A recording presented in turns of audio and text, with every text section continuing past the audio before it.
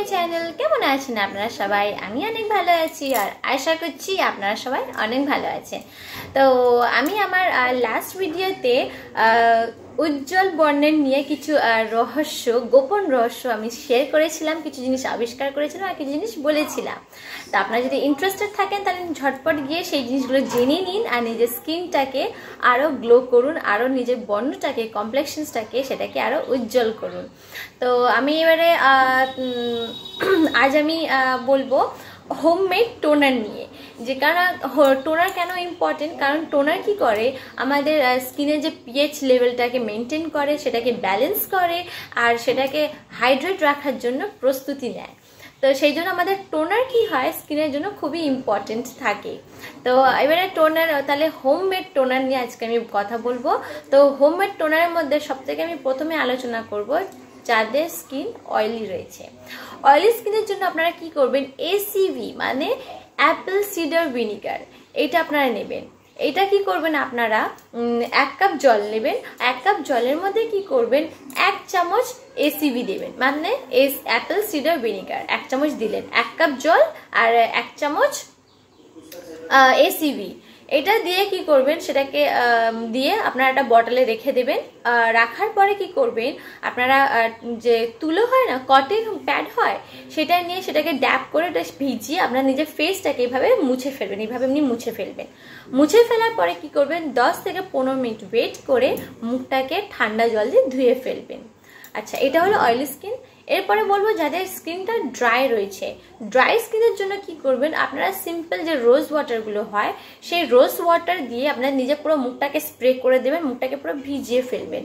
ভিজিয়ে ফেলা কি মানে ভেজানোর পরে কি করবেন, একটা কাপড় নেবেন, নিয়ে এইভাবে হালকা হালকা করে ড্যাপ করে করে এমনি করে মুছবেন, ঘষে ঘষে না, জাস্ট এমনি ড্যাপ করে করে, মানে এক্সট্রাগুলো যেন কাপড়ে চলে আসে আর স্কিনের মধ্যে যেন বাকিগুলো পেনিট্রেট হয়ে যায়, এইভাবে করবেন।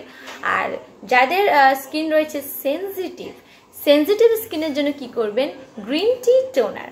গ্রিন টি টোনারের মানে কি করবেন, আপনারা 1 কাপ গরম জল নেবেন। গরম জলটির মধ্যে কি করবেন, 2 ব্যাগ যে গ্রিন টি হয়, সেই গ্রিন টিতে ভিজিয়ে রাখবেন 10 মিনিটের জন্য। তারপরে সেই জলটিকে আপনারা ঠান্ডা করবেন। ঠান্ডা করে একটা স্প্রে বটলে আপনারা সেটাকে ট্রান্সফার করে দেবেন। করার পরে কি করবেন, আপনাদের নিজের মুখটাকে সারাদিন ধরে হালকা হালকা করে ভেজাবেন, জাস্ট হালকা হালকা, এমন না যে পুরো ভিজে ডাবডাবে করতে হবে, হালকা হালকা, বলে না সেই জাস্ট মানে যেন ভিজে ভিজে একটা যেন থাকে, একদম যেন জল গড়িয়ে না আসে, মুখটা যেন হালকা হালকা ভিজে ভিজে ভিজে হালকা হালকা করে স্প্রে করতে থাকবেন সারাদিন ধরে। আর অল স্কিন টাইপের জন্য কি করবেন, উইচ হেজেল টোনার।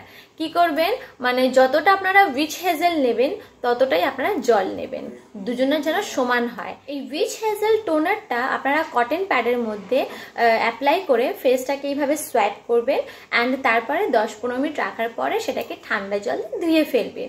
আর এই যতগুলো টোনার নিয়ে আমি আলোচনা করলাম, এই টোনারটা আপনারা দিনে 1 থেকে 2 বার ব্যবহার করবেন। আপনারা প্যাচ টেস্ট নেবেন। প্যাচ টেস্ট মানে হাত বা এই নেক এরিয়াটা, এখানে হয় প্যাচ টেস্ট।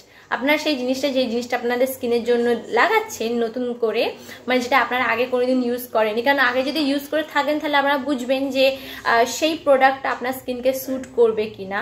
কিন্তু যদি নতুন হয়ে থাকেন, মানে সেই প্রোডাক্টটা যদি কোনোদিন ইউজ না করে থাকেন, তাহলে এই সব জায়গাটা আপনারা ইউজ করবেন, সেই জায়গাটা লাগাবেন।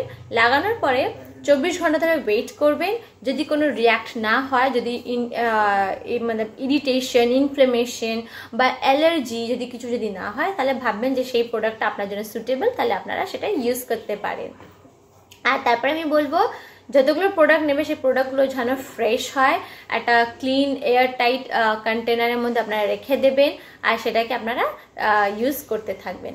তো আপনাদের যদি মনে হয় যে এই হোমমেড টোনারটা বা আমি যতগুলো ভিডিওগুলো বানাচ্ছি আপনাদের যদি ইনফরমেটিভ লেগে থাকে, তাহলে আপনারা প্লিজ সাবস্ক্রাইব করে দেবেন। আর যদি আপনাদের স্কিন কেয়ার, হেয়ার কেয়ার নিয়ে কোনো যদি টিপস অ্যান্ড ট্রিক্সের যদি প্রয়োজন মনে হয় বা প্রোডাক্ট রিভিউ নিয়ে যদি কোনো মনে হয়, তাহলে আপনারা তাড়াতাড়ি দেরি না করে আমার চ্যানেলটিকে আপনারা নতুন হলে সাবস্ক্রাইব করে দিন। আর আপনাদের যদি আরও কিছু জানার থাকে তাহলে কমেন্ট বক্সে আপনারা কোয়েশ্চেন করতে পারেন, আমি উত্তর দেওয়ার চেষ্টা করব। আর যদি ভালো লেগে থাকে তাহলে অবশ্যই একটা লাইক করে দেবেন। আর যদি মনে হয় যে আপনাদের যে প্রিয় বান্ধবী বা প্রিয় রিলেটিভসের মধ্যে কেউ রয়েছে বা নেবার্সের মধ্যে কেউ রয়েছে যদি শেয়ার করতে চান তাহলে প্লিজ এই ভিডিওটি তাদের মধ্যেও শেয়ার করবেন, যাতে তারাও যেন এইসব জিনিসগুলো যেন জানতে পারে। So thank you for watching my video. Bye bye friends.